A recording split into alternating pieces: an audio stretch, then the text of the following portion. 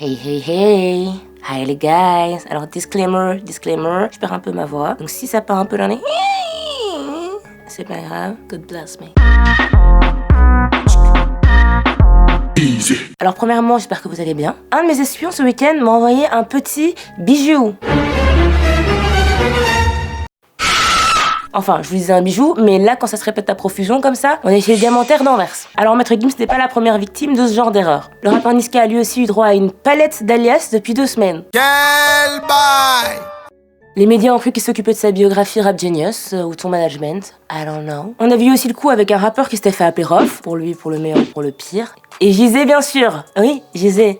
Le premier rappeur à devenir milliardaire. Parlons musique à présent et rap avec Jizé, même. Il est devenu le premier rappeur milliardaire. Jizé quoi. Non mais là la vérité, ça prête à rire, tout ça, on se muscle un peu le six-pack, mais le problème c'est que ça devient une habitude, et c'est ça le problème. Alors quand on confond pas les prénoms, on les prononce mal, mais quand je dis mal, c'est genre on échange des consonnes avec des voyelles, on rajoute 3 syllabes ou on en enlève, ou alors on les écrit mal. Je sais pas, moi je trouve que c'est un peu tendu quand même quand tu fais des articles sur quelqu'un, ou que tu dois le présenter devant des milliers de personnes, de pas avant avoir été voir sur Google. Quoi. La vérité, si j'avais fait ça en examen à l'école, c'est pas en 0 que j'aurais eu la question. Mon prof serait parti en négatif, en fait. Et franchement, excusez-moi, mais mis à part un genre musical, et encore, qu'est-ce qui relie ces personnalités entre elles? Elles se ressemblent pas ou quoi, donc à part la couleur de peau. Et vous allez me dire, oh, on crie encore au racisme, ça. Oui, bah oui, quand il y a du racisme, il faut le dire, oui. Alors, on va pas commencer à s'empêcher de le dire, parce que oui, ça arrive souvent, même si certains pensent que on peut voir le mal partout. Parenthèse, il y a carrément quelqu'un qui m'a envoyé un commentaire, oh, bientôt, on pourra plus dire voir les choses en noir parce que c'est négatif. Là, par contre, c'est pas moi, c'est toi.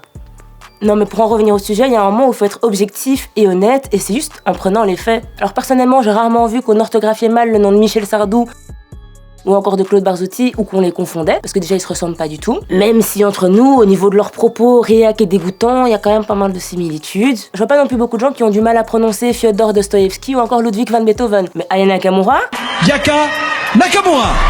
C'est ardu la vérité. Et même là, si on se concentre juste sur le genre musical en lui-même, et comme Spotify le confirme, que ça fait quand même 2 ans au moins que le rap et le hip-hop sont quand même les genres musicaux les plus écoutés et les plus rentables. Mais par contre, ce qui suit pas avec, j'ai l'impression que c'est le respect. Et on aime bien un peu saupoudrer le tout d'un peu de condescendance.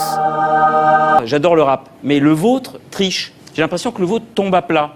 Il écorche pas vraiment les oreilles, c'est de la violence qui se retient d'en être. Alors ce truc-là est très long, un peu difficile à regarder, mais c'est disponible sur YouTube. Alors traduction de Yann Moix, le rap c'est vulgaire et c'est violent et Nekfeu n'a rien compris. Mais je vous en prie Yann, expliquez-moi ce qu'est le vrai rap.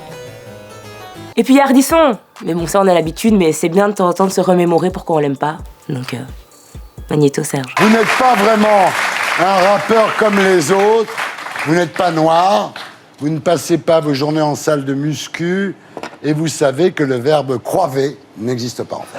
Et on se rappelle aussi de la fois où Jul s'est excusé par un post Facebook pour son excès de vitesse et où s'est fait moquer pour son orthographe par tous les médias. C'est encore un exemple d'arrogance et de condescendance qu'on peut avoir sur certains rappeurs ou sur le rap en règle générale. Alors personnellement, je sais pas pour vous, mais je pense que l'intelligence de quelqu'un et son talent se résument pas à son niveau d'orthographe. Et faire ce genre de remarques pour des gens qui se prétendent si intelligents, personnellement je trouve ça un peu pathétique et puéril. Vous l'aurez compris, il y a encore du taf. Et si tu veux taffer avec moi, abonne-toi et clique sur cette cloche.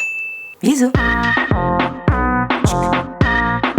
Si t'as aimé cette vidéo, n'hésite pas à t'abonner à la chaîne Tarmac.